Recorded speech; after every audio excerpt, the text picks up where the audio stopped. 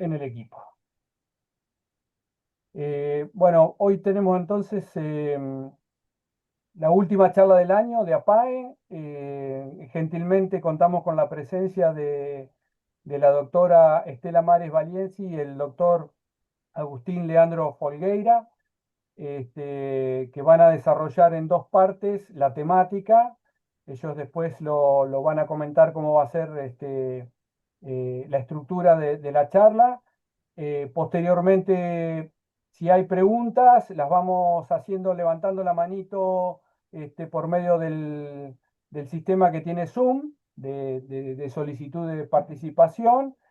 Y, y después los doctores eventualmente van a evacuar las dudas y consultas que tengan. En primera medida, entonces, agradecerles a ambos por esta predisposición de poder colaborar con la asociación. Hablábamos en la sala de espera que si bien la asociación tiene 21 años de existencia, esta temática nunca se abordó en ninguna de las charlas presenciales, ni obviamente en esta serie de charlas virtuales que han comenzado hace 2 o 3 años atrás. Desde el punto de vista familiar, creemos que es muy importante porque cuando el paciente tiene trastorno de sueño, también lo sufre toda la familia. Eh, y bueno, lamentablemente quizás hay poca estudios clínicos o papers relacionados con el sueño en la enfermedad de Huntington, pero bueno, y pocas charlas también de otras asociaciones como para poder tener de fuente, pero los doctores han abordado ampliamente la temática y nos van a este, ilustrar a todos los que no sabemos de qué se trata el sueño también, porque esto no es solamente para los que tienen la patología. Voy a empezar brevemente hablando un poquito, describiendo el también largo currículum del doctor Agustín Leandro Folgueira. Él es médico especialista en clínica médica y en neurología. Es doctor en ciencias biomédicas por la Universidad Católica Argentina. Es capitán médico del Ejército Argentino. Es investigador adscripto de la Universidad Católica Argentina y médico asociado del Hospital Italiano de Buenos Aires. El doctor Folgueira nació en la ciudad de Mercedes, acá en la República Argentina, la provincia de Buenos Aires. Eh, Tiene un amplio currículum de antecedentes que voy a tratar de resumir. Eh, Tiene diploma de honor de la Facultad de Medicina de la Universidad de Buenos Aires, en la clínica médica entiendo que es. Tiene residencia en clínica médica en el Hospital Militar del Ejército Argentino.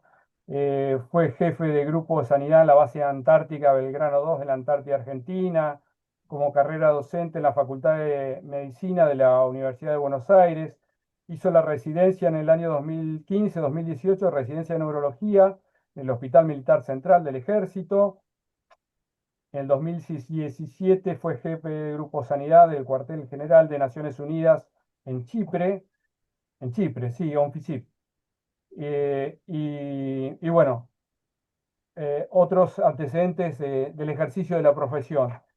Em, Como dijimos anteriormente, es médico del Ejército Argentino con dedicación exclusiva. Está destinado en la Secretaría de Ciencia y Tecnología e Innovación de la Universidad Nacional de Buenos Aires. Perdón, no, de la Buenos Aires no, de la Universidad de la Defensa Nacional actualmente. Es médico asociado en la sección Trastorno del Sueño, dedicación parcial del Servicio de Neurología del Hospital Italiano. Es docente adscripto, jefe de trabajos prácticos de anatomía en el Instituto de Ciencias Anatómicas Aplicadas de la Facultad de Medicina de la UBA desde el 2005 y continúa, y es investigador adscripto del Instituto de Investigaciones Biomédicas, Biomed, de la Universidad Católica Argentina. Tiene importante cantidad de publicaciones, 26 publicaciones, autor y coautor de 3 libros, Y traté de resumirlo, doctor, brevemente el amplio currículum y bueno, dejo en sus manos el auditorio. Una vez que previamente inicie la doctora, yo voy a leer el currículum de la doctora para focalizar también en su amplio currículum. Si le parece, entonces, Sí, señor, muchas gracias. Demasiado. Eh, bueno, quería agradecer esta oportunidad que nos dio de poder estar con ustedes. Entendemos que es muy importante el trabajo que hacen y bueno, hemos visto paciente con esta enfermedad, de verdad que es muy compleja. Así que nos interesó mucho poder abordar el tema del sueño porque como neurólogos vemos o hemos visto pacientes con Huntington, pero desde el punto de vista del sueño no es algo que hemos encarado habitualmente, no es una consulta que nos llegue. Realmente lo resuelve tal vez el neurólogo especialista en trastornos del movimiento, pero no es algo que hemos profundizado y con toda la bibliografía que nos fue facilitando, la verdad que entendimos mucho más de la temática. Así que muy contentos de poder profundizar en esto y compartirlo. Hay un orden, por lo que veo, que nos va diciendo, pero no tenemos ninguna dificultad en poder hacerlo más interactivo, si quieren que nos detengamos en un área y podemos hacer diálogos y parar y frenar, volver atrás. Ningún problema con esto, no es una conferencia. Podría ser, tenemos una presentación, pero esto puede ser un diálogo. Y buscamos darle un orden coherente para profundizar. Y lo que vimos en la bibliografía es que muchas cosas se comparten con la medicina del sueño. Como el eje es muy parecido, con algunos rasgos particulares, pero hay mucho de lo que vemos en sueño que aplica completamente a Huntington, así que hicimos como un repaso general de sueño y después focalizaremos en algunos detalles. Así que si puede ser la siguiente, bueno. Nosotros definimos al sueño como un proceso fisiológico, natural del cuerpo humano que permite al cuerpo recuperar fuerzas para afrontar las exigencias del día. Y al cuerpo humano le dio tanta importancia que dedica un tercio de la vida, o sea, un tercio del día y en total un tercio de la vida humana es dedicado al sueño. O sea que ya esto marca un rasgo de que es relevante porque ninguna función permanece tanto tiempo en la evolución humana si no es relevante. Y es así que el sueño permite mantener la salud física, mental y mantener al máximo el nivel de rendimiento. La siguiente. El sueño interviene en la reparación de los tejidos, en la recuperación del daño muscular y de la restauración del físico. Participa en la secreción de hormonas, sobre todo aquellas hormonas que permiten restaurar el cuerpo. Y el sueño, si es saludable, intenta inhibir o disminuir la cantidad de hormonas de estrés. Participa en la regulación del metabolismo y fortalece la inmunidad. Durante el sueño se produce un proceso de reconexión de neuronas, de conexiones neuronales que permiten obtener un aprendizaje, consolidar la memoria y es una forma de reseteo de aquellas conexiones. Algunas sustancias se van a limpiar durante el sueño de toxinas y se reconectan las neuronas para poder afrontar el día siguiente las actividades. Y el sueño, no hay una definición de una cantidad de horas de sueño fija que necesitemos, pero lo definimos como la duración adecuada a aquella cantidad de tiempo que a una persona le permita afrontar las exigencias del día y mantener un funcionamiento óptimo. Esto varía entre una persona y otra y varía con el transcurso de los años, pero en promedio se estima que una persona adulta necesita 7 a 9 horas en promedio para mantener un buen rendimiento. Esto está sujeto a algunos factores, como son genéticos, Hay personas que necesitan menos tiempo para estar bien, hay personas que necesitan más, que son dormidores largos. También tiene que ver con algunos comportamientos que mantengamos. Hay ciertos hábitos, ciertas rutinas que hacen que el sueño pueda ser más fragmentado, más corto o más largo.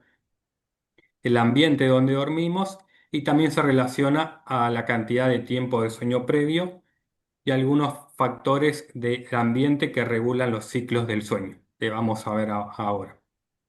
La siguiente.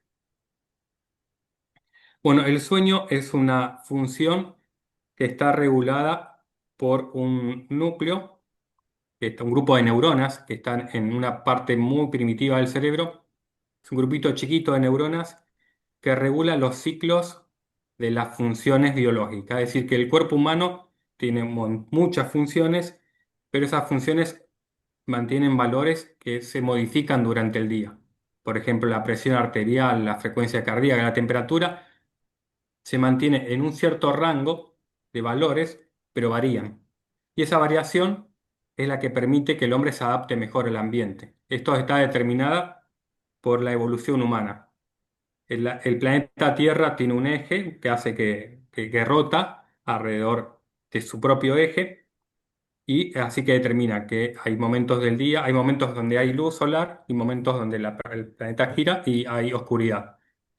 Este sistema de rotación hace que haya día y noche. Y entonces el cuerpo humano se adapta a esto de forma ya determinada por la evolución, que hace que determinadas funciones durante el día estén máximas y otras funciones más bajas.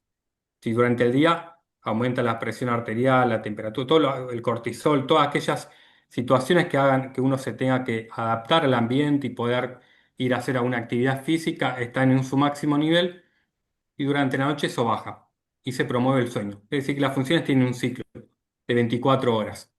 Este ciclo de 24 horas está regulado por estas neuronas que están en este núcleo que se llama núcleo supraquiasmático, que es cientos de miles de neuronas, son poquitas, que están en el hipotálamo.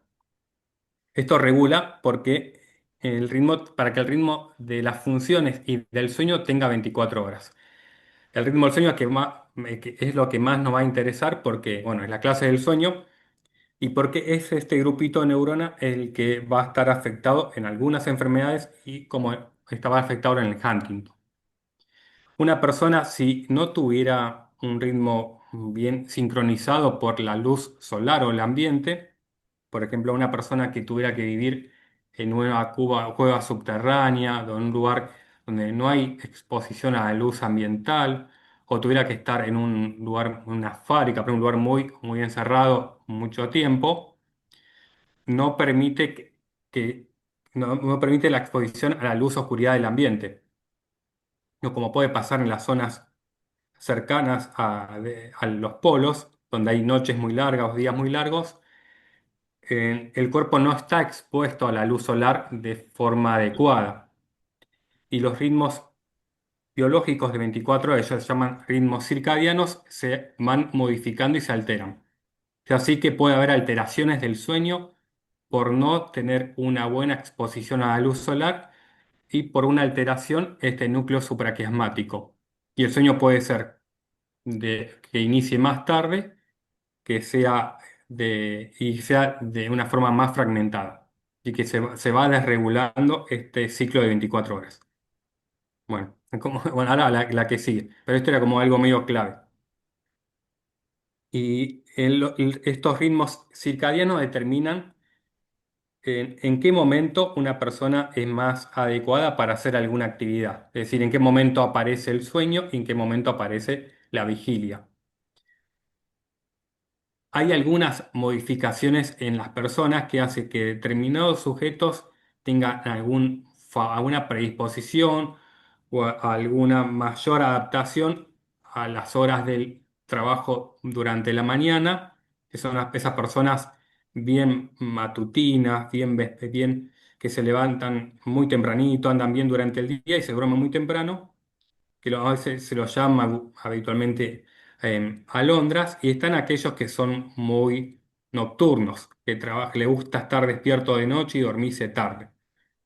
Esto los llaman búhos, personas que tienen un ritmo más tardío. Esto tiene que ver no con una patología, sino cómo este núcleo supraquiasmático está sincronizado con el ambiente. Hay personas que están un poquito más tarde y otras más temprano. Bien, esto en cuanto a los cronotipos. La que sigue.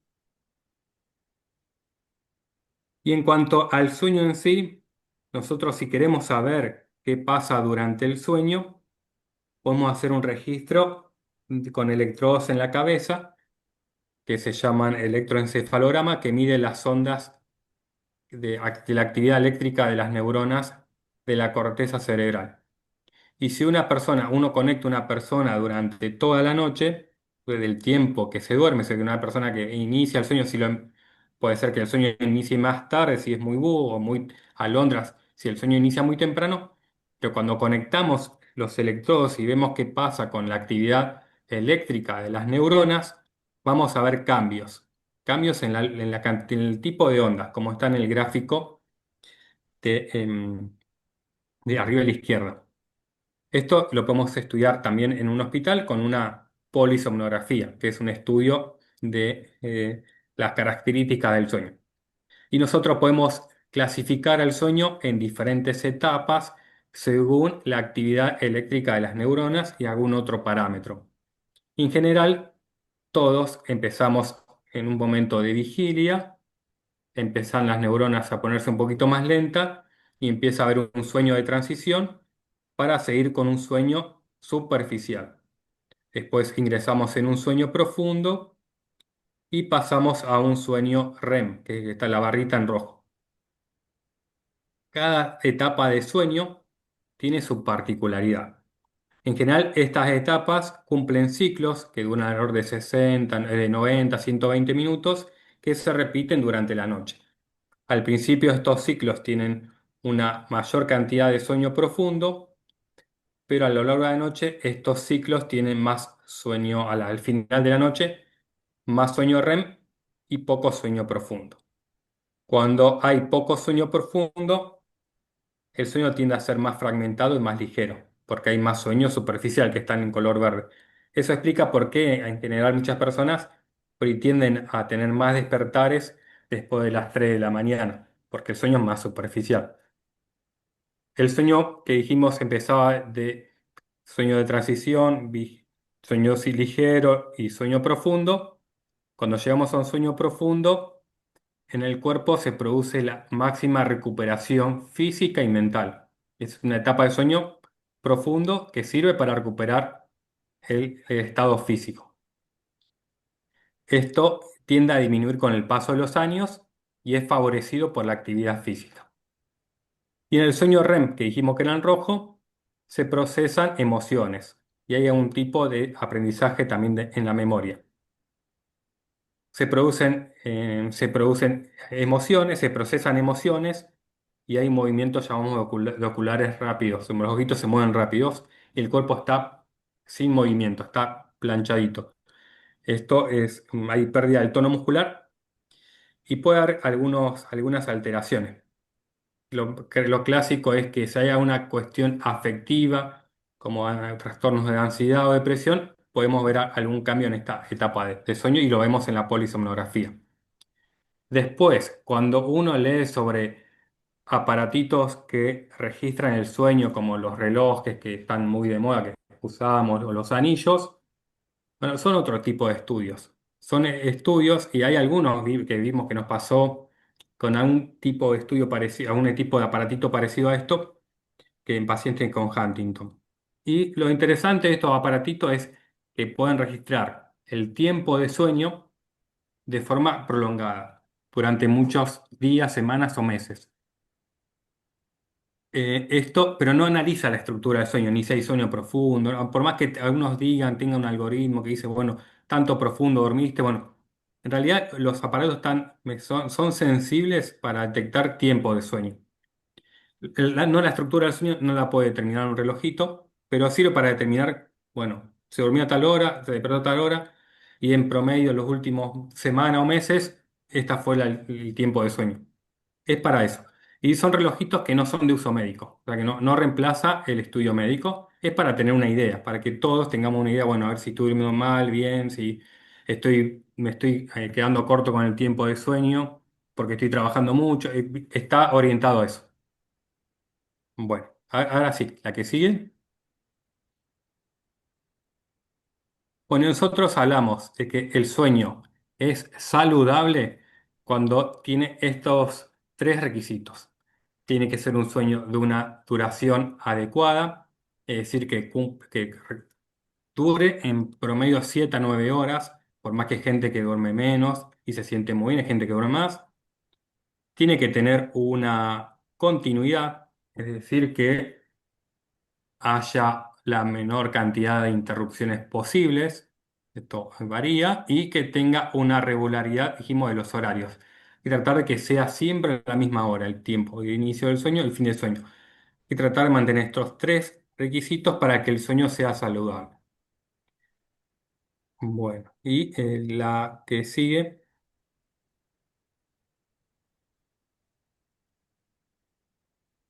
y cuando no cumple alguno de estos requisitos, es cuando pueden aparecer algunas patologías o trastornos del sueño, que nosotros los clasificamos en grupos, como pasa todo en medicina, los trastornos del sueño, que son más de 80, nosotros lo clasificamos para poder tener un mejor orden en los diagnósticos.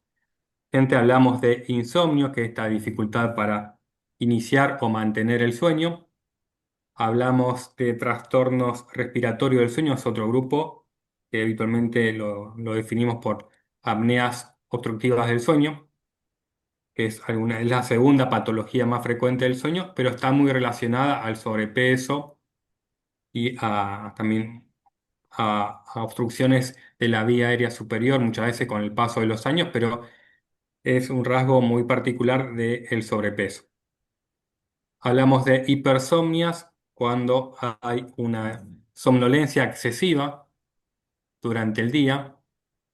La gente puede haber sueño muy prolongado.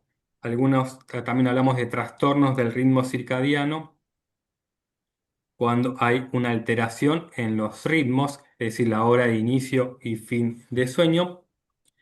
Y hablamos de parasomnias cuando hay una alteración en el comportamiento durante el sueño, como pueden ser el sonambulismo, y trastornos del movimiento cuando se producen algunos movimientos muchas veces involuntarios durante el sueño o algunos movimientos que pueden fragmentar el sueño. Por lo que vimos, obviamente lo clásico que leímos de Huntington son las alteraciones del ritmo circadiano porque se va alterando este núcleo con la enfermedad. Puede haber insomnio, ya veces vinculado a ansiedad o depresión, y puede haber algún trastorno del movimiento durante el sueño, habitualmente por la medicación que se recibe. Todos estos trastornos los tratamos del área de medicina del sueño como neurólogos y buscan mejorar la calidad de vida y el funcionamiento durante el día. Bueno, era lo que sigue de esto sería hacer un poquito una descripción de estas patologías. Y después podemos hablar algo particular del Huntington. Y nos pueden preguntar estas patologías afectan a toda la población, en particular Huntington, las que le nombré, pero es algo que realmente nos involucra a todos. Son patologías muy frecuentes. Bueno, Bueno, ahora voy a hablar yo. él le va Eh, creo que le hace la presentación. Como quiera, si no al final. No, no, sí, sí, sí. Bueno, entonces, como habíamos mencionado previamente, la doctora Estela Maris Valenci es también, aparte de médica cirujana, especialista en clínica médica y en neurología, experta en medicina del sueño, es o jefe de la sección Trastorno del Sueño del Hospital Italiano de la Ciudad de Buenos Aires. Y fue, creo que hasta el año pasado, doctora, me corregirá o no, presidente de la Asociación Argentina de Medicina del Sueño. A marzo de este año, sí. Perdón, hasta marzo de este año. Este, bueno, la doctora, como ya mencionó en la charla previa, nació en Las Toscas, que es la provincia de Santa Fe, al norte de Santa Fe, como medio vecinos coterráneos de una época de la vida. Em, Como formación académica, voy a tratar de hacer un resumen. La residencia de clínica médica la realizó en el 2000, en el año, perdón, en el Hospital José Ramón Vidal de Corrientes. Perdón, médica cirujana en la 1996 en la Facultad de Medicina de la Universidad Nacional del Nordeste. La residencia en neurología en el 2003 en el Hospital Italiano, la especialista en neurología en el año 2005 en la Facultad de Medicina de la UBA. Tiene dos maestrías relacionadas con el sueño, uno en sueño, fisiología y medicina, la Universidad Pablo de Olavide, y la otra maestría en medicina del sueño de la Escuela de Medicina de España. Y tiene una especialización en docencia universitaria en el Instituto Universitario del Hospital Italiano. También tiene 28 publicaciones, entre ellas, además de ellas, participación en diversos congresos y ponencias, y participa como autora y coautora en 3 libros. Así que, doctora, traté de resumir las 22 páginas que me mandó el doctor. Si usted, por La favor, culpa quiere del agregar doctor. algo más. Ahora lo voy a agarrar al doctor. No, no, no. No, muchas gracias por esta invitación. Creemos, como dijo el doctor Folgueira, eh, em, y nos parece interesante poder llevar lo que es medicina del sueño a la población. Actualmente la medicina del sueño es un boom a nivel mundial. Todo el mundo empezó a ver el sueño y todas las cosas buenas y las cosas malas que dormir mal puede llevar en las personas, ¿no? Entonces todo el mundo está como invadido de información con respecto al sueño y vamos a tratar de llevar los conceptos más científicos o académicos, como decía el doctor, porque todos nos vamos a identificar en algún momento de nuestra vida con alguno de estos trastornos, que algo se vuelve trastorno cuando es progresivo y afecta nuestra vida diaria. O sea, es una enfermedad de medicina del sueño cuando es algo que va a afectar la calidad de vida del día siguiente y tiene que durar mucho tiempo. Ese es el primer concepto. Los trastornos del sueño, como mostró la diapositiva previa al doctor, a grandes rasgos son estos 6, o sea, insomnios es uno de los más importantes, los trastornos respiratorios del sueño, dormir mucho durante el día, los trastornos del ritmo circadiano, las parasomnias y trastornos del movimiento. O sea, ¿qué podemos decir?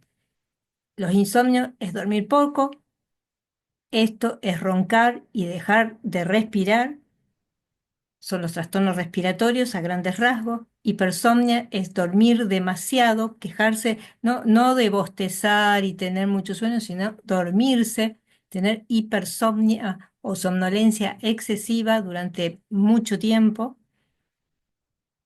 Trastornos del ritmo circadiano, que ahora vamos a ver, actuar los sueños o hacer cosas raras durante los sueños, y los trastornos del movimiento, que pueden ser en relación al sueño, o sea, antes o durante el sueño.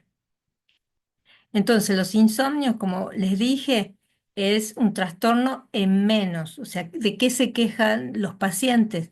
Duermo poco, duermo mal. Ese trastorno del sueño tiene que afectar la calidad de vida del otro día. Se dice que el insomnio es un estado de hiperalerta, no me puedo dormir o me duermo, pero después me despierto, o sea, tengo un trastorno en el mantenimiento. O me duermo, pero a las 4 de la mañana tengo el 2 de oro, digamos, y no puedo volver a conciliar el sueño. Entonces eso nos da em, como pautas de uno de los síntomas del insomnio, pero para que sea una enfermedad tiene que ser durante bastante tiempo, o está el insomnio corto también, pero al otro día afecta nuestra calidad de vida, afecta nuestra atención, afecta nuestro estado de ánimo, nos levantamos chinchudos, nos levantamos de mal humor. Eh, una cosa es el insomnio y otra no confundir con algo que es de esta época, que es la privación de sueño. Mucha gente dice, no duermo, eh, pero uno empieza a interrogar y resulta que estuvo con la tablet, con el celular hasta las 2 de la mañana o enganchado. Es la enfermedad de nuestro mundo de hoy. Y se dice que el primer trastorno de medicina de sueño hoy es la privación crónica de sueño seguida de insomnio. Aproximadamente el 40% de la población puede quejarse en algún momento de su vida de insomnio, pero es mucho más, 70% o más, que la gente que está privándose de sueño, ya sea por cuestiones de trabajo, de entretenimiento, etc. Em, entonces, puede ser un insomnio para conciliar, tardo mucho en dormirme, tardo más de media hora. El insomnio de mantenimiento, que tiene despertares frecuentes. La persona, el insomnio de despertar precoz, se duerme bien, en tiempo, en horario, pero a eso de las 4 de la mañana otra vez se despierta y no puede volver a dormirse. El insomnio de corta duración dura un poco menos de 3 meses, más de uno, pero menos de tres, y suele estar asociado a un factor estresante. Y el insomnio crónico es más de 3 meses y al menos tiene que tener 3 veces por semana episodios de dormir mal, de tener alguna de estas características del sueño. Habitualmente el insomnio no le vamos a pedir un estudio de polisomnografía de entrada. Lo que debemos pedir desde el inicio es, bueno, hacer todo un buen interrogatorio y le hacemos decir, completar un diario de sueño, que es esto lo que se ve acá, durante unos 15 días, unos 30 días, a qué hora se acuesta, a qué hora se levanta y cuándo son los despertares. Objetivamente se puede estudiar con esto que es el actígrafo, que decía el doctor, son las pulseras o ahora son los relojes, que nos va a informar el tiempo que el paciente estuvo en movimiento, el tiempo que estuvo en reposo, que uno presume que estuvo dormido, el tiempo de actividad, el tiempo de reposo. Por ejemplo, esta persona más o menos se acostó a las 12 de la noche, se durmió hasta las 3 de la mañana y otra vez se despierta. Y eso nos permite saber que también hace siestas durante el día. Esa es la manera básica que se puede estudiar. También en algunos casos, cuando ya el insomnio es crónico y quizás ya pusimos algún medicamento y el paciente sigue quejándose, tenemos que estudiar porque las patologías del sueño a veces, depende de la edad también, no vienen solas. El que tiene insomnio puede tener apneas, no es tiene hipertensión arterial y nada más. Acá insomnio puede acompañarse de otras cosas y el que hace medicina del sueño tiene que saber un poco de clínica, tiene que saber un poco de todo. También tenemos que saber por qué este paciente duerme mal, preguntar los medicamentos. Hay medicamentos que hacen que duerma mal. ¿M? Depende del horario también. Eh, Hay pacientes que le falta hierro y tienen un sueño inquieto en sangre, ¿no? Hay gente que le falta, bueno, ahora que está tan de moda el magnesio, entonces todas esas cosas también hacemos análisis de sangre para ver lo que está pasando. Pero entonces, ¿cómo lo podemos estudiar? Ver primero que no tenga desorganizado el sueño con un diario de sueño. Ver eso, analizar eso, hablar mucho con el paciente y tratar de corregir si hay malas pautas de higiene del sueño. Entonces, siempre cuando alguien se queja de insomnio, que no puede dormir, que duerme mal o que se despierta antes, lo primero es tratar de evitar dar los medicamentos. Lamentablemente, aunque los médicos de antes, sobre todo, venía el paciente y ya le daban algunas pastillitas que terminaban en PAM, ¿m? Clonazepam, alprazolam, bromazepam, etcétera. Eso ya se dejó un poquito, por suerte, a nivel mundial de usar, o sea, no es de primera instancia dar un tratamiento farmacológico. Primero, ver qué pasa con esto de los estímulos, hasta cuándo tiene el teléfono, la tele, qué pasa con la luz y la oscuridad que tanto decía el doctor. Entonces, si uno se despierta, otra de las terapias que podemos hacer es restricción del sueño. No pensar que porque no dormiste la noche previa y venís con insomnio de varios días, vas a recuperar todo el fin de semana o al revés, saliste todo el fin de semana y entonces te vas a prolongar las horas en la cama o hacer siestas muy, muy, muy prolongadas para recuperar esas horas de sueño. La gente joven a veces lo puede hacer, pero ya un adulto a veces hay que hacer un tratamiento te despertaste, salí de la cama, anda a otra habitación para evitar una mala relación con la cama y con tu insomnio. Se promueve los ejercicios de relajación, entre esos la respiración. Inhalar, retener y exhalar 4 segundos es la técnica más básica que a todos le indicamos, ¿eh?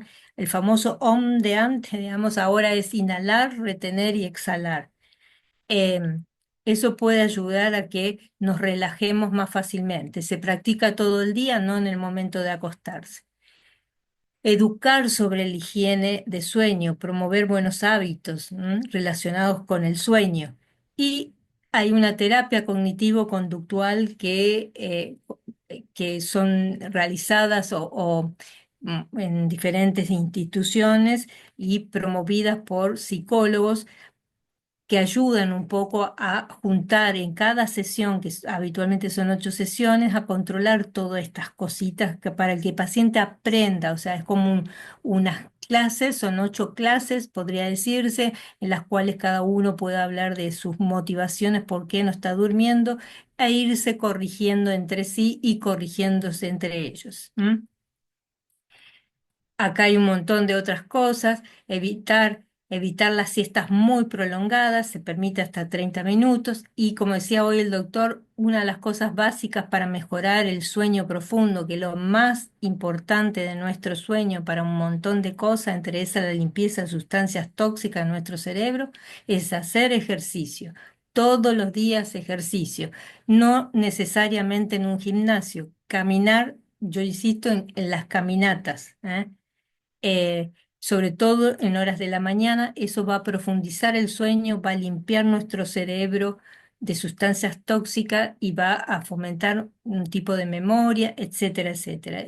Creo que lo más importante de la higiene del sueño es este punto, evitar siestas prolongadas y obviamente tener rutinas para relajarse, etcétera, si es necesario. El tiempo en cama, restringirlo a estas horas que el doctor había comentado.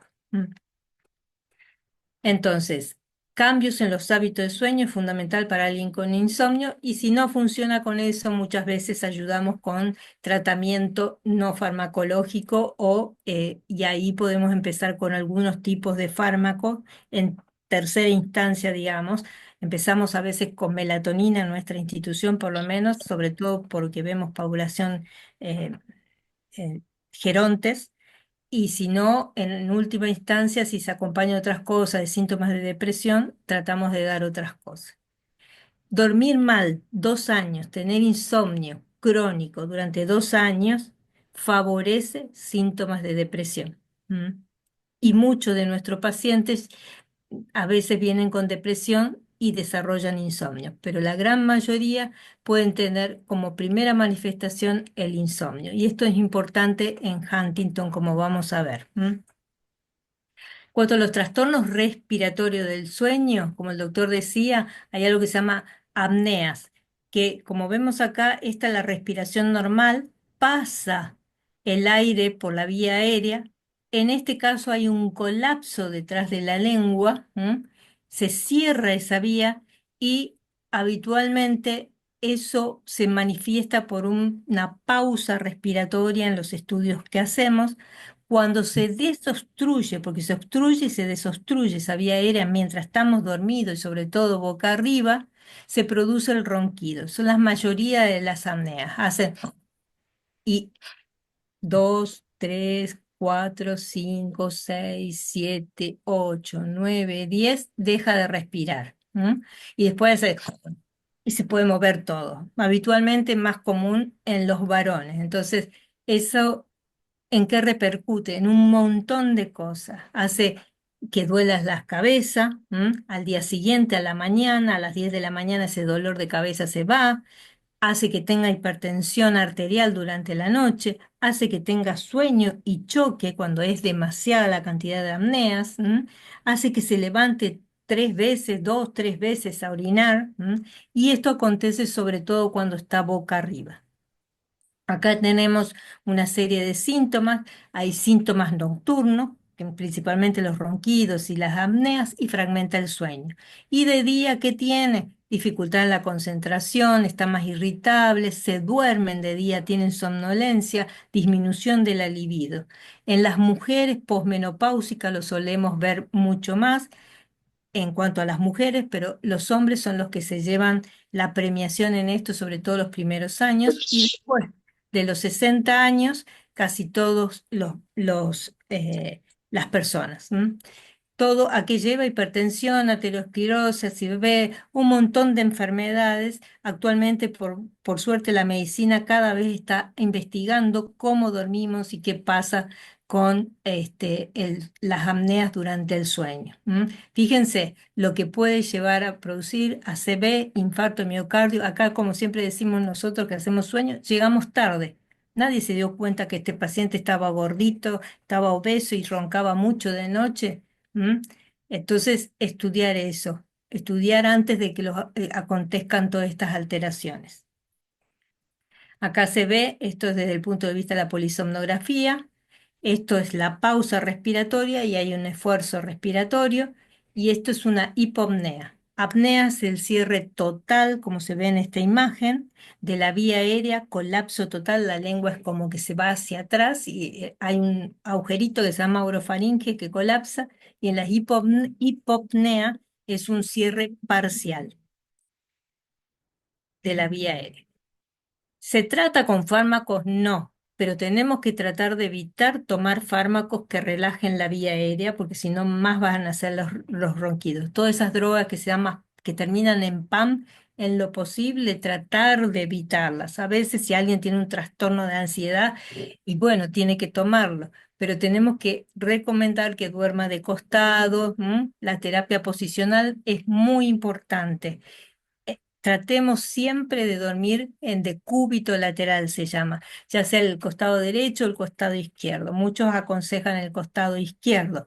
Depende, también en embarazo, bueno, hay diferencias del momento. Evitar el alcohol con la cena. ¿Por qué? Porque relaja y fragmenta el sueño, relaja la vía aérea. Hacer ejercicio físico y descender de peso. A veces se usa dispositivo de avance mandibular, y en otra de las figuras teníamos esto, el CPAP. ¿Qué hace? Estos aparatitos se ponen al lado de la cama, es una tubuladura, una mascarita, y lo que hace, toma aire del ambiente, se lo da presión y abre este agujero. Eso es la terapia. Es una terapia de aire, no es oxígeno. ¿Y qué hace? Toda la noche mantiene abierto el agujerito este, por lo tanto el paciente no tiene una muy buena oxigenación y deja de tener apneas y todas las complicaciones.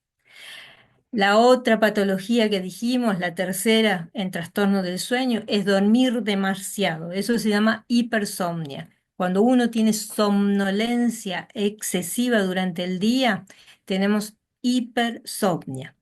Dentro de esas, ¿a qué se define? A que uno tiene una necesidad irreprimible de dormir más tiempo de lo habitual en momentos no adecuados. Uno está en una reunión y no puede, o ahora en clase, y no puede mantenerse despierto, ¿eh? Tiene mucho sueño durante el día. Hay gente que es muy angustiante las personas que tienen esta enfermedad porque quieren estar presentes, quieren ver una obra de teatro, quieren en el trabajo y se duermen.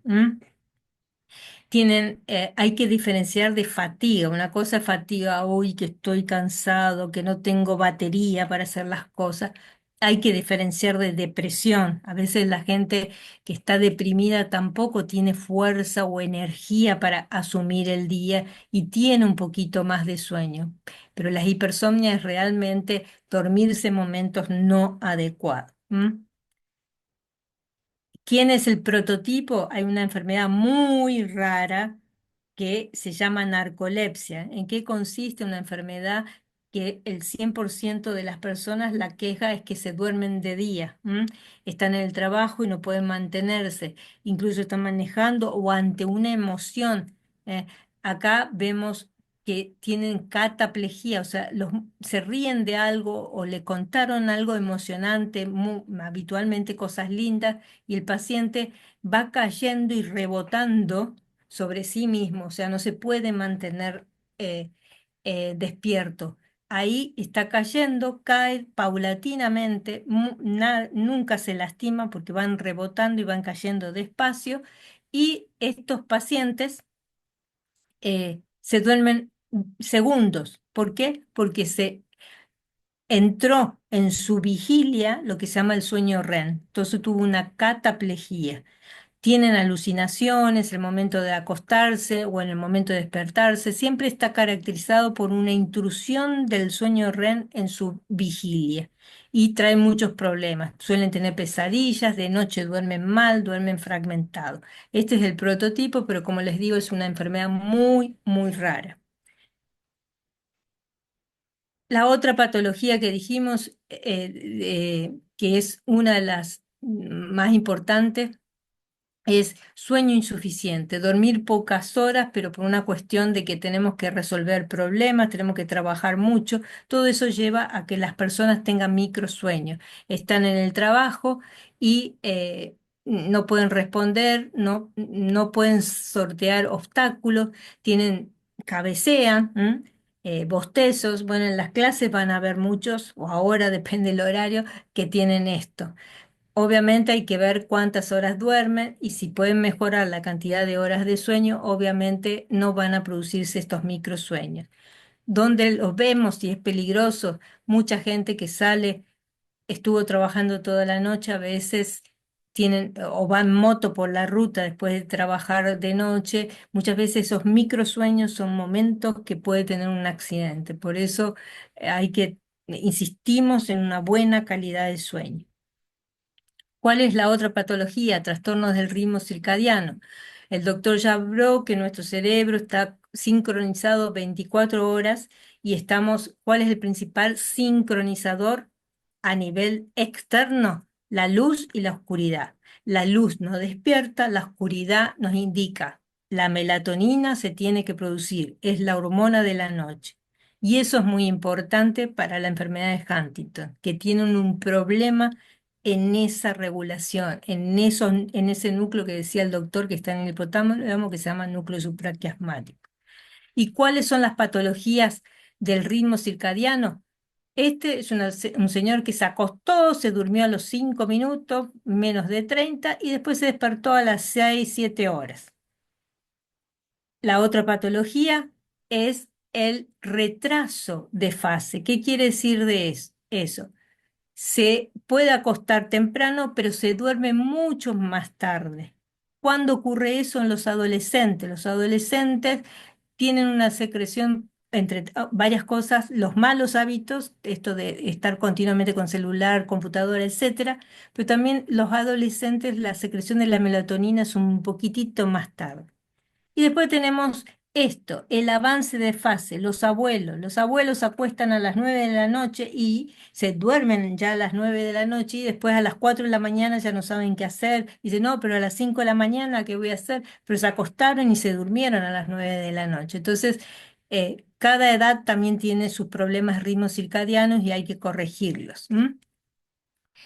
El trabajador por turno es otra alteración del ritmo circadiano forzada, externa. Hay gente que necesita dinero y necesita trabajar de noche. No hay los enfermeros, necesitamos gente, necesitamos médicos que trabajen en las guardias nocturnas, necesitamos enfermeros que trabajen en guardias nocturnas, los técnicos que hacen los estudios de sueño. Entonces, esta gente tiene desfasado el ritmo circadiano, pero obligatoriamente duermen de día y trabajan de noche. También hay otra alteración del ritmo circadiano cuando viajamos hacia el este, tenemos más problemas que cuando viajamos hacia el oeste. Nuestro ritmo, nuestro cerebro se retrasa, unas horas. A veces se reajusta en un promedio de un día por cada hora de uso horario atravesado. Siempre la mayor queja es cuando vienen de Australia, cuando vienen de Japón los pacientes, si no se prepararon previamente. Eso, ¿quién no tuvo, si alguno tuvo la oportunidad de viajar varias horas al este, tiene somnolencia, insomnio, bajo rendimiento físico en los primeros días? Después para volver, lo mismo. Así que siempre requiere una preparación de unos días previos. Las parasomnias son eh, eventos motores que ocurren durante el sueño. Hoy bien el doctor decía, tenemos una primera parte del sueño que se caracteriza por sueño superficial y profundo en mucha cantidad y muy poquito el REM. En la segunda parte de la noche hay mucho sueño REM, el de movimientos oculares rápidos. Las parasomnias del no REM, no está ni despierto ni dormido. ¿Qué es lo típico? Una de las cosas, el sonambulismo. Alguna vez alguno de nosotros habrá tenido un episodio sonámbulo cuando éramos nenitos, niños, o tuvimos hijos que tuvieron algún episodio. Habitualmente eso va desapareciendo a medida que los niños van creciendo, pero a veces hay sonámbulos a los 40 años. ¿Y por qué se produce eso? Porque estamos fragmentando el sueño, buscar las causas de fragmentación. El sonámbulo no, nunca mata, ojo, vieron en esas películas, oh, el asesino sonámbulo, eso es muy difícil, aunque hace o realiza acciones como un robot. Están con los ojos abiertos, contestan monosílabos y después no se acuerdan de nada. Pueden bajar escaleras, pueden hacer, cocinar, diferentes cosas. Y si uno, como vuelvo a repetir, les habla, no responde. Y si lo asustan, la famosa pregunta, si lo asustan, ¿qué le va a pasar? A veces puede reaccionar un poco mal, pero entonces hay que acompañar a estos pacientes, no por eso asustarlos. Y tener protección para los niños para que no se caigan de la escalera o salgan por la terraza, etcétera, etcétera. Ese es el prototipo para parasomnia no REM. Hay otras, pero bueno, lo básico. Y las parasomnias del REM, que ocurren más o menos las personas de 50, 55 años para adelante, ojo con las parasomnias, hay algo de actuar los sueños. Sueñan cosas feas y le agarran el pelo a la mujer, porque habitualmente son hombres, o le pegan o le dan un codazo, y estaban soñando y no se acuerdan. Estos pacientes tienen los ojos cerrados, habitualmente actúan los sueños, son violentos, piensan o sea, están soñando que los atacan, que los quieren matar, entonces al que tienen al lado o le dan una piña o los expulsan de la cama, etcétera, etcétera. Hay que tener muy en cuenta esta parasomnia porque predice enfermedades neurodegenerativas, pero como el Parkinson, o parkinsonismo. Para Huntington no hay nada descrito al respecto y no se sabe nada si estas parasomnias también en la población de Huntington tienen algún antecedente. Sí, para Parkinson, es como que esto si va ocurriendo muchas veces, ojo, mírenlo, llévenlo al médico, al neurólogo, porque puede ser un predictor de enfermedad de Parkinson o parkinsonismo. Este es el trastorno del sueño REM. Perdón, acá teníamos las pesadillas, las parálisis del sueño es otra parasomnia. Esta es el RBD o trastorno conductual del sueño REM, que hay que dormir en camas separadas cuando empiezan estos eventos por el peligro que corre el acompañante. En cuanto a las parálisis de sueño, como la palabra lo dice, se despiertan, quizás a alguno del público le pasó, sobre todo en las charlas que damos a adolescentes, siempre hay alguno en la clase que tuvo estos episodios, ocurren, ¿por qué? Porque se fragmenta el sueño REM.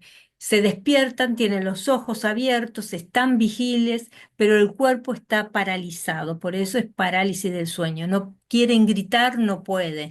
Quieren moverse y no pueden, quieren levantar las manos y no pueden. Es desesperante los que presentan esto porque la primera vez, muchas veces familiar, entonces hablen con sus hijos, coméntenle o que los chicos no tengan vergüenza. Muchas veces piensan que están locos porque muchas veces esta parálisis del sueño se tienen alucinaciones simultáneamente, entonces peor crea mucha angustia, mucha ansiedad. Y estudiar por qué pasó eso, cómo se estudia, qué pasó, comiste mucho, estás muy estresado, ¿qué es lo que pasó? Habitualmente se va solo y una de las técnicas más básicas, bueno, acordate que es tu cerebro que está despierto y tu cuerpo está dormido. Esto es las parasomnias del REM. La otra entidad es la secta, es el trastorno del movimiento.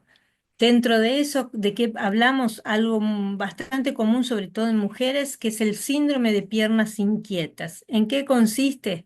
En molestias que van de la rodilla hasta el tobillo, que ocurren a la tardecita, noche, antes de acostarse, o sea, es vespertino, tiene un ritmo circadiano, que calma o mejora cuando uno realiza actividad física o camina, o se hace masajes y hace que muchas veces los pacientes tengan problemas para iniciar el sueño. Es una molestia muy desagradable que mejora con la caminata o con el ejercicio físico antes de dormir, y empeora cuando uno está inactivo.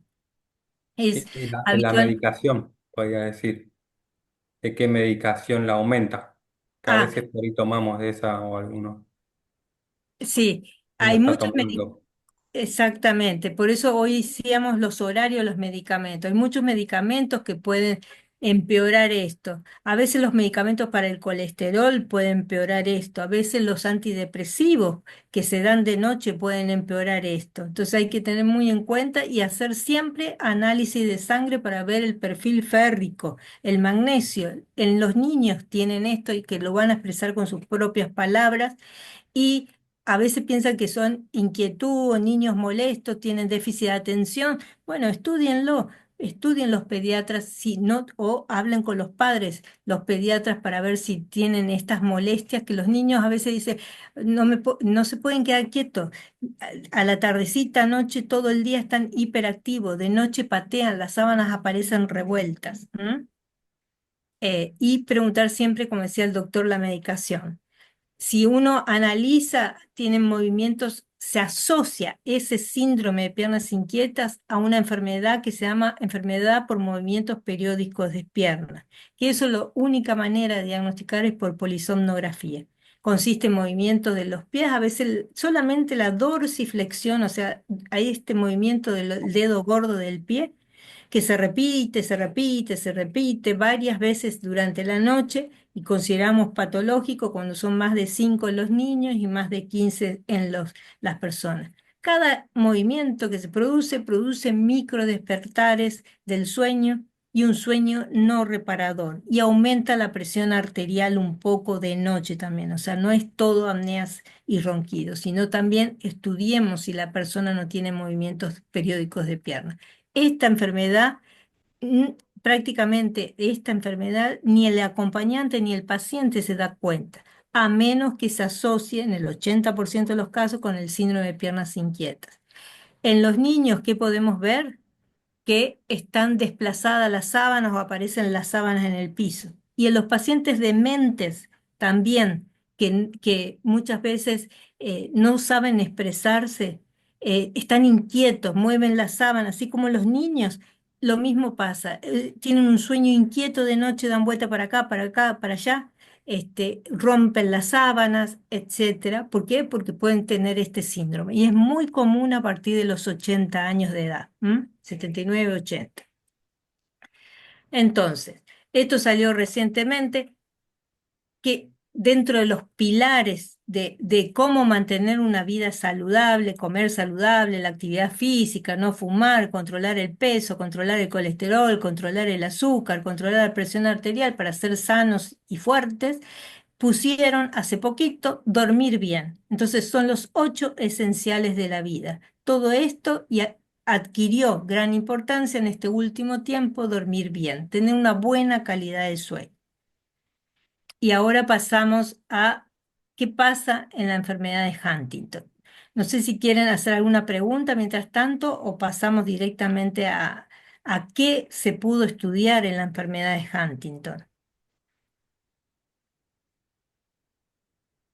No, una pregunta, doctora, en relación a lo anterior. Eh, He leído por ahí que hay varias patologías que tienen trastornos de sueño, particularmente relacionadas con las enfermedades neurodegenerativas. ¿Es correcto?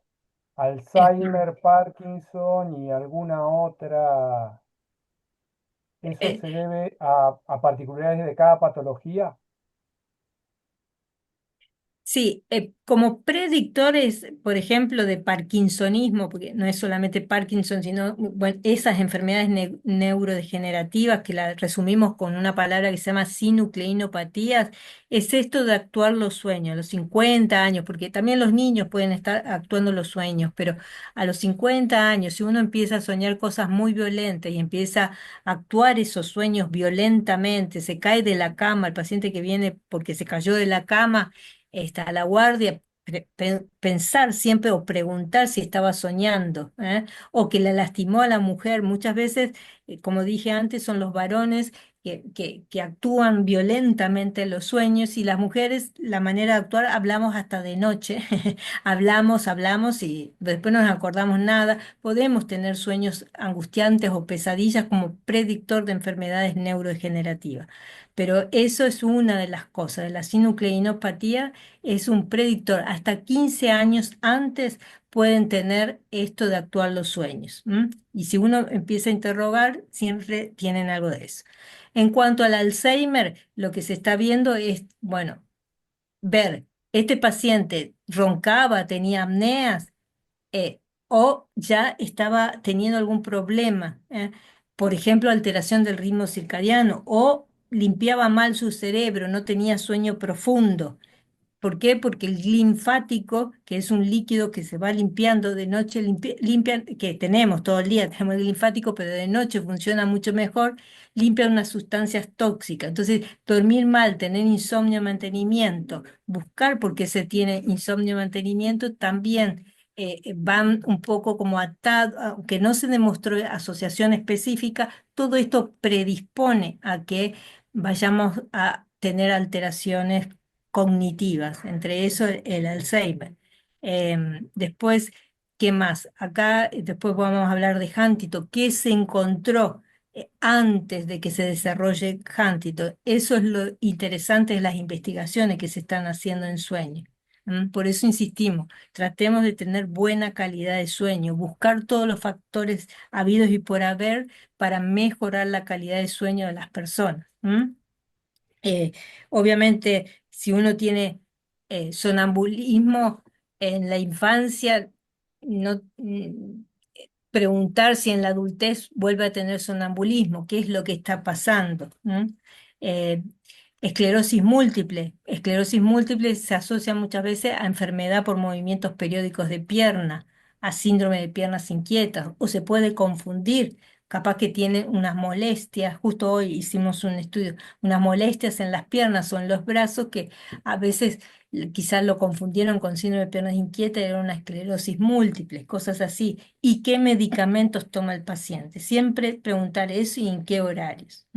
O sea, como enfermedades neurodegenerativas, esas son los más típicos. Alzheimer, sinucleinopatías, es lo que más se va estudiando.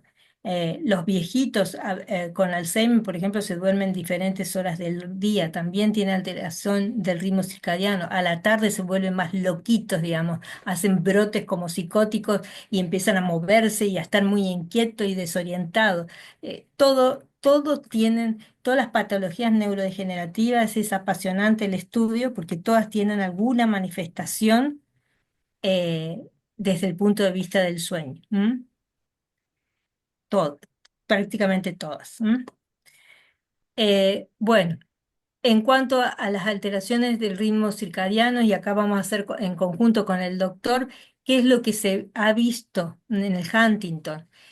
Suelen tener trastornos en la conciliación, o sea, hay una lo más típico es alteración del ritmo circadiano. Estos pacientes tienen, y hoy hablábamos con uno de ustedes que estaba despierto de noche y somnoliento de día, o sea, tienen el ritmo alterado. Una de las primeras manifestaciones puede ser esa. Tienen dificultad para iniciar el sueño. ¿Qué era eso? Insomnio de conciliación. Tienen despertares frecuentes. ¿Qué era eso? Insomnio de mantenimiento. Después, recién suele empezar a tener algo motor y son alteraciones medibles o marcadores medibles progresivos de la enfermedad. Entonces, tienen fragmentación del sueño en forma presintomática, hasta 15 años antes de manifestarse en forma motora la enfermedad, estos pacientes tienen fragmentación del tiempo. Tienen más tiempo de vigilia intrasueño, o sea, trastorno en el mantenimiento del sueño, un insomnio de mantenimiento. Tienen alterado el ciclo reposo-actividad. Es menos robusto, entonces se va a mantener un ritmo circadiano debilitado.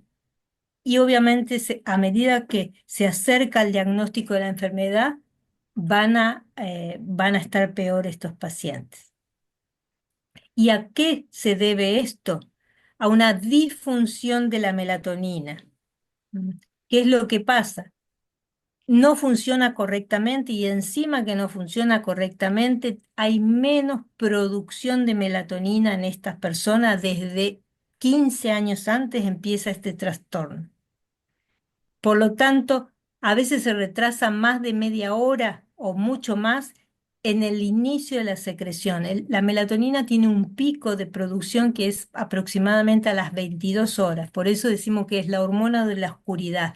Por eso, ¿cómo la favorecemos? Oscureciendo el ambiente. La producción de melatonina, oscurecemos todo y ayudamos a que se produzca. La vejez también disminuye la producción, pero ver chicos que van a terminar en Huntington, chicos de 10, 12, 15 años muchas veces, tienen esto, menor producción. Nosotros la vemos a partir de los 50, 55 años. Cuentan Esta, algo de sí. si se usa melatonina, no sé si se refiere a Huntington o se refiere me calculo que será por Huntington. Pero, ¿cómo sería? Si quiere contar después de un momento cómo usamos la melatonina en general para los pacientes. Sí, sí, ahí vamos a hablar de esto y después uno de los tratamientos que podrían ayudar es la melatonina. Estos pacientes tienen dificultad para iniciar, conciliar el sueño. Y ya habrán visto clases de otra manifestación que tiene el Huntington. ¿Cuál es? La depresión. Uno de los síntomas psiquiátricos más importantes del Huntington es los síntomas de depresión. Pero, ¿cuál es el huevo o la gallina? Estamos diciendo que 15 años con trastornos del sueño y hoy dijimos que a los 2 años de tener una mala calidad de sueño fragmentado e insomnio, hay altas chances de sufrir síntomas de depresión. Entonces, todo esto va muy de la mano.